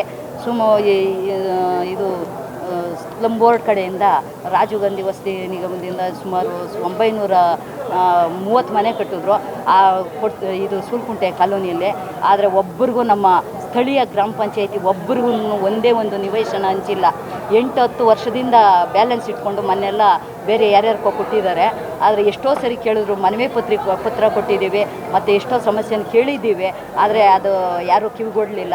ಅದಕ್ಕೋಸ್ಕರ ಈಗಲೂ ಸುಮಾರು ಜನ ಅರ್ಜಿ ಕೊಟ್ಟಿದ್ದಾರೆ. 5 ಎಕರೆ ರಾಜೀವ್ ಗಾಂಧಿ ವಸತಿ ನಿಗಮದಲ್ಲಿದೆ. ಅದ್ರ ಬಗ್ಗೆ ನಾವು ಹೋರಾಟ ಮಾಡಿ ನಮ್ಮ ಸ್ಥಳೀಯ ಗ್ರಾಮ ಪಂಚಾಯತಿ ಎಲ್ಲ ಸಾರ್ವಜನಿಕರಿಗೂ ಯಾರ್ಯಾರಿಗೆ ನಿವೇಶನ ಇಲ್ಲೋ ಅವ್ರಿಗೆ ಕೊಡಿಸ್ಬೇಕು ಅಂತ ನಾವು ಹೋರಾಟ ಮಾಡ್ತಾಯಿದ್ದೀವಿ. ಕೊಡಿಸೋದಕ್ಕೆ ಪ್ರಯತ್ನ ಪಡ್ತೀವಿ. ಆದಷ್ಟು ಸಮಸ್ಯೆನ ನಾವು ಬಗೆಹರಿಸ್ತೀವಿ, ಅರ್ಜಿ ಬಂದಿರೋ ಸಮಸ್ಯೆಗಳನ್ನ ಅಂತೇಳಿ ನನ್ನ 2 ಮಾತುಗಳನ್ನ ಮುಗಿಸ್ತೀನಿ. ಏನಿವತ್ತು 2024 ಮತ್ತು 2025ನೇ ಮೊದಲ ಸುತ್ತಿನ ಗ್ರಾಮ ಸಭೆಯಲ್ಲಿ ನಾವಿಲ್ಲಿ ನೆರೆದಿದ್ದೀವಿ ಮುಳ್ಳೂರಲ್ಲಿ. ಸುಮಾರು ಒಂದು 400ರಿಂದ 500 ಜನ ಗ್ರಾಮಸ್ಥರು ಇಲ್ಲಿ ಸೇರಿದ್ರು. ಅಂದರೆ ಅವರ ಬೇಡಿಕೆಗಳು ತುಂಬ ಇದೆ ಅಂತ ಇದರಿಂದ ನಾವು ತಿಳ್ಕೊಬೋದು. ಇನ್ನು ಸುಮಾರು ಅರ್ಜಿಗಳು ಬಂದಿದೆ. ಪ್ರತಿಯೊಂದು ಅಧಿಕಾರಿಗಳು ಇಲಾಖೆಯಿಂದ ಬಂದಿದ್ದರು. ಅವ್ರನ್ನ ಪ್ರತಿಯೊಂದು ಅವ್ರಿಗೆ ಬೇಕಾದಂತಹ ತೊಂದರೆಗಳಿದ್ದಂಥದನ್ನ ಗ್ರಾಮಸ್ಥರು ಕೇಳಿದ್ದಾರೆ. ಅದಕ್ಕೆ ಏನು ಸೊಲ್ಯೂಷನ್ ಕೂಡ ಅಧಿಕಾರಿಗಳು ಕೊಟ್ಟಿದ್ದಾರೆ. ಅದನ್ನು ನಾವು ಪ್ರತಿಯೊಂದು ಲಿಸ್ಟ್ ಮಾಡಿ ಕನ್ಸಿಡರೇಷನ್ ತಗೊಂಡು ಮುಂದಿನ ದಿನಗಳಲ್ಲಿ ಆದಷ್ಟು ಬೇಗ ನಾವೆಲ್ಲ ಅರ್ಜಿಗಳನ್ನು ಅದಕ್ಕೆ ಸೊಲ್ಯೂಷನ್ ನಾವು ಕೊಡ್ತೀವಿ ಅಂತ ಹೇಳ್ತಾ, ಮುಂದಿನ ದಿನಗಳಲ್ಲಿ ಏನು 500 ಜನ ಬಂದಿದ್ದರು. ಇನ್ನು ಬೇರೆ ಗ್ರಾಮಗಳಲ್ಲೂ ಗ್ರಾಮ ಸಭೆಗಳು ಮಾಡಿದಾಗ ದಯವಿಟ್ಟು ನಾವು ನಿಮ್ಮ ಮನೆಗಳ ಹತ್ರ ಬಂದಾಗ ಏನು ನೀವು ಹೇಳೋ ಬದಲು ಈ ಥರ ಗ್ರಾಮ ಸಭೆಗಳಿಗೆ ಬಂದಾಗ ಎಲ್ಲ ಸಾರ್ವಜನಿಕರು ಇನ್ನೂ ಹೆಚ್ಚಾಗಿ ಬಂದು ಈ ಸಭೆನ ಭಾಗವಹಿಸಿದ್ರೆ ಪ್ರತಿಯೊಂದು ಇಲಾಖೆಯಿಂದ ನಮಗೆ ಯಾವ ಥರ ಎಲ್ಲ ಸ್ಕೀಮ್ಗಳು ಬರುತ್ತೆ, ಅದನ್ನ ಯಾವ ರೀತಿ ನಾವು ಉಪಯೋಗ ಪಡ್ಕೋಬೋದು. ಇನ್ ಕೇಸ್ ನೀವು ಅಪ್ಲೈ ಮಾಡಿದರೆ ಅದನ್ನು ಏನಾದರೂ ಮಧ್ಯದಲ್ಲಿ ಸ್ಟಕ್ ಆಗಿದ್ರೆ ಅದು ಮುಂದಿನ ಸೊಲ್ಯೂಷನ್ ಏನು ಅಂತ ನೀವು ಡೈರೆಕ್ಟಾಗಿ ಇಲಾಖೆಯವ್ರನ್ನ ಕೇಳಿ ತಿಳ್ಕೋಬಹುದು. ಅದಲ್ಲದೆ ಏನು ನಿಮ್ಮ ಗ್ರಾಮಗಳಲ್ಲಿ ಯಾವುದೇ ರೀತಿ ತೊಂದರೆಗಳು ಇದ್ರೆಗನ ಅದನ್ನು ಓಪನ್ ಆಗಿ ನೀವು ಅಧಿಕಾರಿಗಳ ಹತ್ರ ತಿಳಿಸ್ಬೋದು. ಇದಕ್ಕೆ ಏನು ನಮ್ಮ ಕಡೆಯಿಂದ ಬಂದು ನಂತರ ಅಧಿಕಾರಿಗಳಿಗೆ ಹೋಗೋ ಬದಲು ಡೈರೆಕ್ಟಾಗಿ ಅಧಿಕಾರಿಗಳಿಗೆ ಹೋಗೋದ್ರಿಂದ ನಿಮಗೆ ಇನ್ನೂ ಫಾಸ್ಟಾಗಿ ವರ್ಕ್ ಆಗುತ್ತೆ ಅಂತ ಹೇಳ್ತಾ ನಾನು 2 ಮಾತು. ಈ ದಿನ 2024-25ನೇ ಗ್ರಾಮ ಸಭೆ ಹಮ್ಮಿಕೊಂಡಿದ್ವಿ. ಆದರೆ ಈ ಗ್ರಾಮ ಸಭೆಗೆ ನಾನು 3 ವರ್ಷದಿಂದ ನೋಡಿಲ್ಲ ಅಷ್ಟು ಜನ, ಹೆಚ್ಚಿನ ಜನಸಂಖ್ಯೆ ಒಂದು 500-600 ಜನ ಇವತ್ತು ಜನ ಸೇರಿದ್ದಾರೆ. ಆದರೆ ಆ ಜನಗಳು ಸೇರಬೇಕಂದ್ರೆ ಅವ್ರಿಗೆ ಎಷ್ಟು ಕುಂದುಕೊರತೆಗಳಿದೆ ಅಂತ ಇಲ್ಲಿ ಇವತ್ತು ಗೊತ್ತಾಗ್ತಾ ಇದೆ. ಇಷ್ಟು ದಿನ ಯಾರೂ ಬರ್ತಾಯಿಲ್ಲ. ಇವತ್ತು ಕೊಟ್ಟಷ್ಟು ಅರ್ಜಿಗಳು, ನಾನು ಮಾಜಿ ಅಧ್ಯಕ್ಷರಾಗಿದೆ ರಮೇಶ್ ಅಂತ, ಆದರೆ ಯಾರು ಕಳೆದ ಬಾರಿ ಯಾರೂ ಕೊಟ್ಟಿರಲಿಲ್ಲ ಇಷ್ಟು ಅರ್ಜಿಗಳು. ಅದಕ್ಕೋಸ್ಕರ ಇವತ್ತು ಜನ ಹೆಚ್ಚಾಗಿ ಸೇರಿದ್ದಾರೆ. ಅವ್ರ ಕುಂದುಕೊರತೆಗಳು ಕೇಳಿದ್ದಾರೆ. ಅದಕ್ಕೋಸ್ಕರ ನಾವು ಈಗ ಏನಂದರೆ, ಈಗ ನೀರು ಮತ್ತು ನೈರ್ಮಲ್ಯ ಅದು ಸ್ವಲ್ಪ ಎಲ್ಲ ನಮ್ಮ ನೀರು ಮತ್ತು ನೈರ್ಮಲ್ಯ ಅಧ್ಯಕ್ಷರಾದಂಥ ನಾರಾಯಣಸ್ವಾಮಿ ಬಾಬು ಅವರು ಅದೆಲ್ಲ ಸ್ವಲ್ಪ ಈಗ ನಮ್ಮ ಒಂದು 70-75% ನಮ್ಮ ಇದರಲ್ಲಿ ಭಾಗದಲ್ಲಿ ನಮ್ಮ ಕುರ್ತಿ ಪಂಚಾಯತಿಯಲ್ಲಿ ಎಲ್ಲ ಕಂಟ್ರೋಲ್ಗೆ ಬಂದಿದೆ. ಈಗ ನಮಗೆ ಸಮಸ್ಯೆ ಒಂದು ನೀರಲ್ಲಿ ನೀರಿನ ಸಮಸ್ಯೆ ಅಂದರೆ ವಾಲಾಪುರ ಒಂದು, ಕುರ್ತಿ ಕಾಲೋನಿ ಒಂದು ಬಿಟ್ಟರೆ ಇನ್ನೆಲ್ಲ ಕಡೆ ನೀರ್ದೇನು ಸಮಸ್ಯೆ ಇಲ್ಲ. ಈ ಕಸದಂದರೆ ಈ ಎಲ್ಲ ಮಾಡ್ತಾಯಿದ್ದೀವಿ. ಆದ್ರೂ ಈಗಲೂ ಸ್ವಲ್ಪ ಜನ ಎಜುಕೇಟೆಡ್ಗಳೇ ಇದು ಮಾಡ್ತಾಯಿದ್ದಾರೆ. ಅದರಿಂದ ಕಡಿವಾಣ ಆಗ್ತೀವಿ. ಹಾಗೆ ಈಗ ನಮ್ಮ ಸೂಲ್ಕುಂಟೆಯಲ್ಲಿ ಯಾರು ಕೆಲವ್ರಿಗೆಲ್ಲ ಹಕ್ಕುಪತ್ರಗಳು ಬಂದಿರಲಿಲ್ಲ, ಕೆಲವ್ರಿಗೆಲ್ಲ ಬಂತು, ಇನ್ನು ಕೆಲವ್ರಿಗೆ ಬರಬೇಕು. ಈಗ ನಾವು ಆಗ ಸ್ಲಮ್ ಬೋರ್ಡಲ್ಲಿ ಕೆಲವೆಲ್ಲ ನಮಗೆ ಗೊತ್ತಿಲ್ದಿರೇ ಒಳಗಡೆನೆ ಎಲ್ಲ ಹಕ್ಕುಪತ್ರಗಳು ಹಂಚಿದಾರಂತ ಮಾಹಿತಿ ಬಂದಿದೆ. ಅದನ್ನ ಸ್ವಲ್ಪ ನೋಡಿ ನಮ್ಮ ಸ್ಥಳೀಯರಿಗೆ ಕೊಡಬೇಕಂತ ನಾವು ನಮ್ಮ ಇದರಲ್ಲಿ ಅದೊಂದು ಕೊಡಬೇಕು ಅಂತ ಜನಗಳಿಗೆ ಬಡವರು ಯಾರಿದ್ದಾರೋ ಅವ್ರನ್ನ ಹುಡುಕಿ ಅವ್ರಿಗೆ ಕೊಡಬೇಕಂತ ನಮ್ಮ ಆಸೆ. ಮುಂದೆ ಇನ್ನೂ ಒಳ್ಳೆಯ ಅಭಿವೃದ್ಧಿ ಕೆಲಸ ಮಾಡ್ಕೊಂಡು ಹೋಗೋಣ ಅಂತ ನಾನು, ನಮ್ಮ ಸ್ನೇಹಿತರಾದಂಥ ನಾರಾಯಣಸ್ವಾಮಿ ಅವರು, ನಮ್ಮ ಅಧ್ಯಕ್ಷರು ಕೃಷ್ಣವೇಣಿ ಅವರು, ಮಂಜುನಾಥ್ ಅವರು ನಾವು ಪಣ ತೊಟ್ಟಿದ್ದೀವಿ. ನೋಡೋಣ ಇದ್ರ ಮುಂದೆ ಏನೇನೋ ಪರಿಣಾಮ ಆಗ್ತೈತೋ ನೋಡೋಣ. ಜನಗಳು ಏನೇನೋ ಒಂದು ಗಾಳಿ ಮಾತುಗಳು ಹೇಳ್ತಾರೆ, ಅದೆಲ್ಲ ನಾವು ಇವಾಗ ತಲೆಗೆ ಹಾಕ್ಕೊಂತ ಇಲ್ಲ. ಅವ್ರು ಆ ಥರ ಈ ಥರ ಅಂತ ಯಾರೋ ಹೇಳ್ಕೊಳ್ಳಿ, ಅದೇನು ನಮಗೆ ಬೇಕಾಗಿಲ್ಲ. ಏನೋ ಜನಗಳಿಗೆ ಕೆಲಸ ಆಗಬೇಕಂತ ನೋಡ್ತಾ ಇದ್ದೀವಿ.